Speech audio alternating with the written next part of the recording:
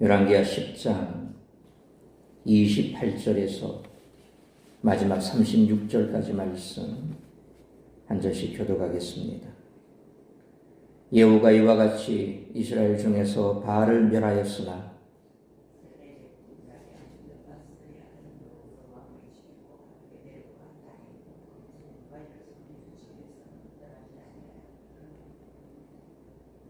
여호와께서 예후에게 이르시되 내가 나보기에 정직한 일을 행하되 잘 행하여 내 마음에 있는 대로 아합 집에 다 행하였은즉 내 자손이 이스라엘 왕위를 이어 4대를 지내리라 하시니라.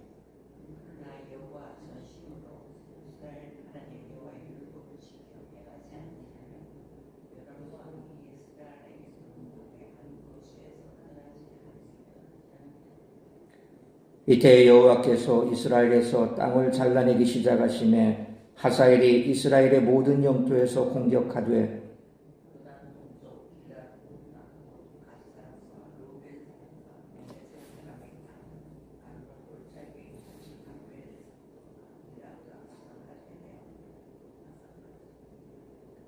예후의 남은 사적과 행한 모든 일과 업적은 이스라엘 왕 역대지략에 기록되지 아니하였느냐.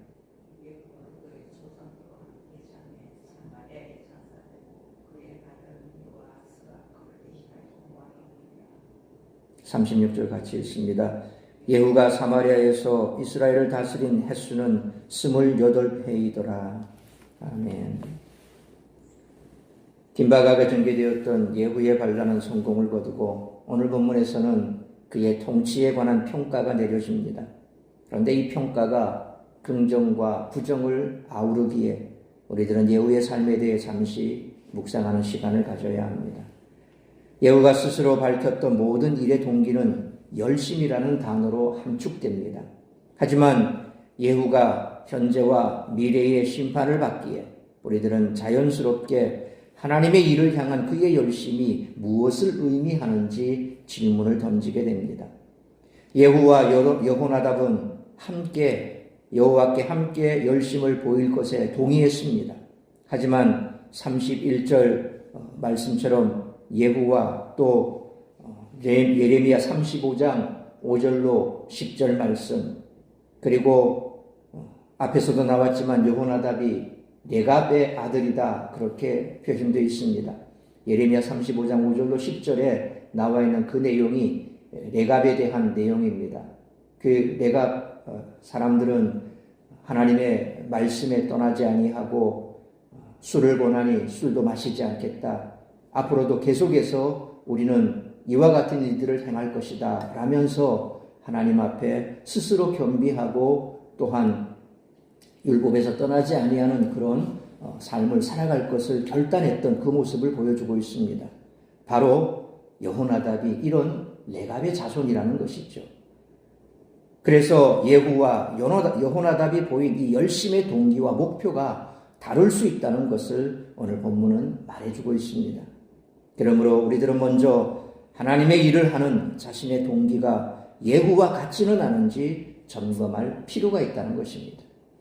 또한 사역 가운데 동력하는 이들을 만날 때 각각의 동기가 다를 수 있음을 유의해야 할 필요가 있습니다. 하나님이 원하시는 동기를 품고 그분이 원하시는 목표를 향해 한 마음으로 나가야 할 줄 믿습니다. 이에 더하여 처음의 동기와 열심이 선하더라도 그것을 끝까지 이어가는 것이 중요합니다. 예후는 분명 하나님께 좋게 평가받은 순간이 있었습니다. 그러나 그것이 그의 일생 동안 평안을 보장하지 않았습니다. 예후는 오랫동안 통치했지만 약해진 군사력뿐만 아니라 여전히 우상 숭배로 영적인 건강함도 없이 통치를 지속해야 했습니다. 우리들은 하나님의 일을 할 때 끝까지 그리고 건강하게 감당해야 할 줄 믿습니다. 마지막으로 우리들은 겸손하게 하나님의 일을 해야 한다는 것입니다. 예후의 어떠함과 상관없이 하나님은 당신의 일을 이루어 가십니다. 일의 완성은 인간에 달려 있지 않습니다. 최종 판단은 전적으로 하나님께 달려 있습니다. 결국 인간은 옳은 동기와 열심을 가지고 사역에 겸손히 임해야 할 줄 믿습니다. 하나님의 도구로 쓰임받은 예후의 일생이 마감이 됩니다. 예후가 보여주었던 정치적, 종교적 혁명에 대한 열왕기 저자의 평가와 그에 따른 결말이 상대적으로 간략히 기록됩니다. 이를 통해 마지막까지 우리 삶을 주께서 기쁘게 사용하시는 도구로 어떻게 드려야 할지를 깨닫게 합니다. 따라서 이와 같은 오늘 본문의 말씀을 통해서 우리들이 깨달아야 할 것은 첫째로 28절로 31절 말씀처럼 주님 앞에 서는 그날까지 중단 없이 헌신을 이어가야 한다는 것입니다. 28절은 바알을 멸하였으나 라는 표현을 통해 그의 통치와 섬김이 끝까지 온전하지 못했음을 암시하고 있습니다. 그는 단순한 실수나 허점이 아니라 또 다른 우상 숭배라는 커다란 죄악에 걸리고 말았습니다. 29절 말씀처럼 여로보암의 우상 숭배 정책을 폐하지 않고 금송아지를 섬기는 죄에서 떠나지 않은 것입니다. 여로보암은 정치적 이유로 예루살렘 성전을 대신할 산당을 지어 금송아지 숭배를 조장했는데 예후 역시 비슷한 동기였을 것입니다. 그는 하나님을 향한 열심으로 종교개혁을 단행했지만 자신의 정치적 입지를 굳건히 하기 위해서 31절 말씀처럼 우상숭배를 폐하지 않는 자가당착에 빠져 심판의 대상이 된 것입니다. 그러나 열왕기 저자는 30절 말씀처럼 그가 아합 가문에 행한 모든 일이 여호와 보시기에 정직한 일이었다라고 평가하면서 예후 왕조가 4대간 이어질 것이라고 예언했습니다. 비유하자면 예후는 중간고사를 멋지게 잘 치렀지만 기말고사를 망친 학생과 같습니다. 높은 중간고사 성적으로 인해 그나마 낙제를 면한 학생이라는 것이지요. 예후의 마음이 끝까지 온전했다면 주께서 주시는 복이 더욱 컸을 것입니다. 이와 같은 일이 우리들의 삶에도 일어날 수 있음을 기억해야 합니다. 멋지게 시작했다가 실망스럽게 끝나는 사역이나 그와 같은 인생이 얼마나 많을까요? 어쩌면 오늘 이 시대에 우리 통수권자도 그렇지 않나 싶은 생각이 듭니다. 그 이전 정권이 나름 괜찮게 했다가 말년쯤 가니까 아주 혼탁해졌습니다. 가장 심각했던 게 저도 기억합니다만 부동산 투기, LH를 통한 부동산 투기, 그리고 또 자신의 이 국회의원들 가운데 또 혹은 시의원이나 뭐 또 이런 시장들 이런 사람들 가운데 자신의 사람들을 앉히고 또 낙하산 인사하고 뭐 어느 정권이나 똑같습니다. 사람이 하는 것은 선한 게 없습니다. 어쨌든 말년에 그렇게 하다 보니까 국민들이 이제 막 혐오감을 느끼기 시작합니다. 결국 그렇게 한 이후에 국민들이 선택한 사람이 누굽니까? 바로 오늘 이 나라 이 대통령입니다. 그런데 며칠 전 있었던 그 일들을 생각해 보면 아찔합니다. 근데 지금 흘러가는 상황도 보면 또다시 이 사람은 또다시 이와 같은 일을 또 저지를 사람입니다. 정말 무서운 사람입니다. 소위 지금까지 밝혀진 바대로 고집을 꺾지 않고 자기 고집대로 하고 분명 부인이 잘못한 부분에 대해서 시인하면 될 텐데 끝까지 잘못한 게 없다고 감싸고 있고 그걸 방탄하려고 아마 이런 일을 저지른 것 같은데 어쨌거나 국회의원은 전부 싸잡아서 종북 좌파 세력이고 다 척결해야 되고 처단해야 될 세력이고 아무튼 뭐 이런 말도 안 되는 그래서 나라를 완전히 망치고자 하는 지금 전 세계적으로 대한민국의 국격이 얼마나 올라가 있습니까? 문화적으로나 모든 면에 있어서 대한민국 그러면 사람들이 다 부러워할 정도로 특히 동남아 사람들은 한국에 살고 싶어서 난립니다. 그런데 한순간 이 나라를 나락으로 몰아갔습니다. 시작은 좋았습니다. 국민들의 지지를 받았고 물론 뭐 표 차이야 얼마 나지 않았습니다만 어쨌거나 그렇게 해서 국민의 지지를 받고 대통령이 되었는데 시간이 지나면 지날수록 하는 꼬라지가 엉망진창입니다. 바로 예후와 똑같습니다. 하나님께서 지금까지 했던 일에 대해서는 잘했다 칭찬을 하십니다. 그런데 그가 말년에 가서 한 건 뭡니까? 끝까지 우상숭배를 하고 또 그것을 용인해버리고 자신의 정권을 계속해서 유지하기 위해서 여로보암이 저질렀던 그 죄가 바로 그거였거든요. 이스라엘 백성들이 자꾸 예루살렘 쪽으로 내려가니까 이러다가는 우리나라가 정치와 종교가 일치였던 그 시대에 안 되겠다. 그래서 브엘세바 단 두 군데에다가 뭘 만듭니까? 금송아지를 만들어 버립니다. 그리고 이제부터 너희는 여기서 제사를 지내라. 내려가지 마라. 자신의 정치권을 단단히 하기 위해서 그렇게 했죠. 그러니까 예후도 똑같은 이유입니다. 자신의 정치적인 유지를 위해서 결국 그와 같은 죄를 저지르고 말았던 겁니다. 용두삼입니다. 시작은 잘했는데 마지막을 제대로 결말을 내지 못했다라는 거죠. 그러므로 지금 많이 부족하더라도 어제보다 오늘이, 오늘보다 내일이 조금씩 주님을 닮아가는 인생이 훨씬 복된 줄 믿고 마지막 날에 이르기까지 하루하루 중단 없이 말씀에 순종하며 헌신을 이어가는 우리 모두가 되시기를 축원합니다. 두 번째로 32절로 마지막 36절 말씀처럼 끊임없이 자신을 돌아보고 하나님과의 관계를 살펴야 한다는 것입니다. 끝까지 헌신하지 못한 예후의 불완전한 믿음의 결과는 32절 말씀처럼 이스라엘의 영토의 손실로 나타납니다. 마음이 나뉘니 땅이 갈라진 것입니다. 예후의 정치는 혼란스럽고 불안했습니다. 아람과 아수르는 계속 이스라엘 영토를 침범했습니다. 특히 12장 17절로 18절 그리고 13장 7절 이제 뒤에 나오는 부분입니다. 그리고 오늘 본문 33절 말씀처럼 아람의 하사엘은 요단 동쪽 길르앗 온 땅을 빼앗고 요단강 서쪽 땅까지 넘봅니다. 아수르의 살마네셀 3세가 침공했을 때는 예후가 항복하고 조공을 바쳐야 했습니다. 11절 말씀처럼 예후는 여호와를 위한 열심을 넘어 자신의 능력을 과시하다가 불필요한 사욕을 저질렀습니다. 그의 무자비함과 속임수는 주변국과 심지어 동맹국들까지 떠나는 계기가 되었을 것입니다. 이스라엘과 베니게, 오늘날 베니케아죠. 이 베니게 조약 파기가 대표적이죠. 하나님은 호세아 선지자를 통해서 호세아 1장 4절 말씀처럼 이스라엘의 피를 예후의 집에 갚으며 이스라엘 족속의 나라를 패할 것임이니라 그렇게 경고하셨습니다. 예후의 개혁은 성공하지 못했고 오히려 이스라엘이 패망하게 된 이유 중 하나가 된 것입니다. 예후가 비록 하나님을 향한 열심을 보였지만 그의 마음속에 과연 진실한 믿음과 순종의 의도가 있었는지 의심이 거듭 든다는 것입니다. 오늘도 마찬가지입니다. 정치꾼들은 항상 하는 얘기입니다. 국가를 위해서 했다. 그런데 전두환 시대 보십시오.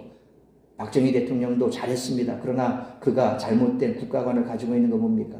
자신의 말에 안 맞으면 국가관이 잘못된 겁니다. 항상 그렇습니다. 민주주의는 그게 아닙니다.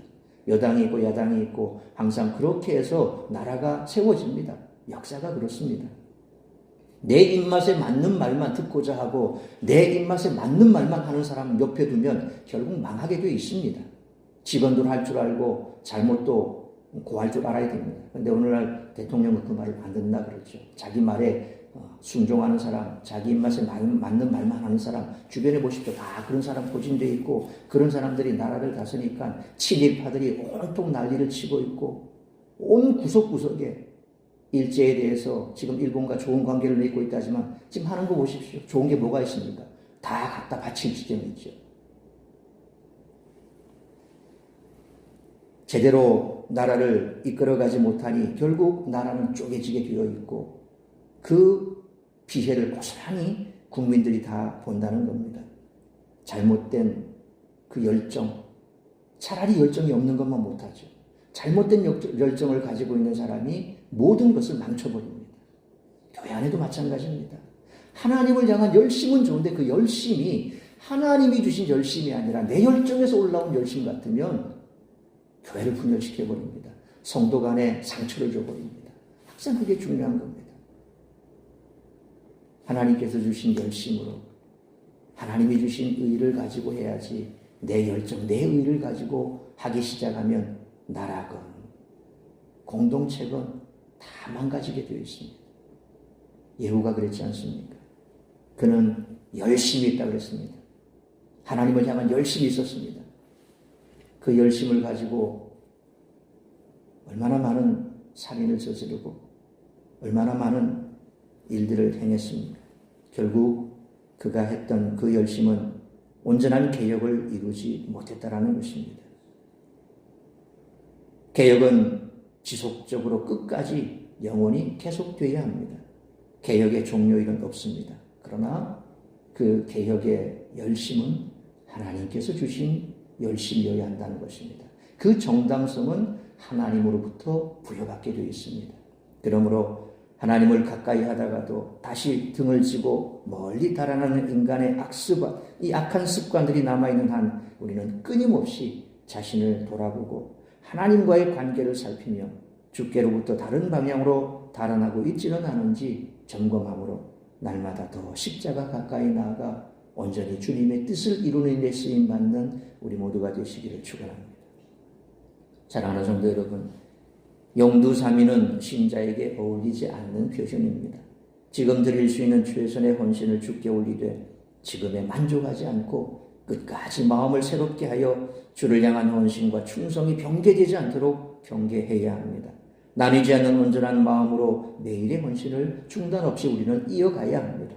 그러므로 어제보다 오늘이, 오늘보다 내일이 조금씩 주님을 닮아가는 인생이 훨씬 복된 인생인 줄 믿고 마지막 날에 이르기까지 하루하루 중단 없이 헌신을 이어가되 끊임없이 자신을 돌아보고 하나님과의 관계를 살피며 주께로부터 다른 방향으로 달아나고 있지 않은지 점검하여 날마다 더 십자가 가까이로 나아가는 우리 모두가 되시기를 주님의 이름으로 축원합니다.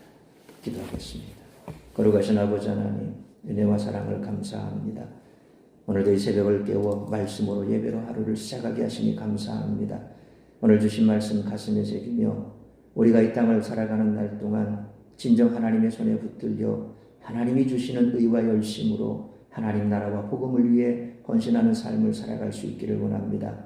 끊임없이 주님 더 가까이 나아가 십자가 가까이 나아가 주님과 동행하는 삶을 살아가며 성령의 인도하심을 쫓아 살아가는 우리의 삶이 되게 하여 주옵소서. 잘못된 열심으로 공동체를 어지럽히거나 혹은 잘못된 자신의 의를 통하여서 남에게 상처를 주는 그런 일이 없도록 늘 우리 자신을 돌아보면서 내가 말씀으로부터 멀어져 있지는 않은지 하나님과의 관계에서 멀어져 있지는 않은지 우리 자신을 살펴보면서 주님 앞에 이르는 그날까지 더욱더 우리 자신을 돌아보면서 주님 가까이 더 가까이 나아가 주님을 닮아가는 삶을 살아가는 우리 모든 성도들이 될 수 있도록 크시는 종 베풀어 주옵소서. 다시 한번 이 나라 이 민족을 주님 손에 올려드립니다.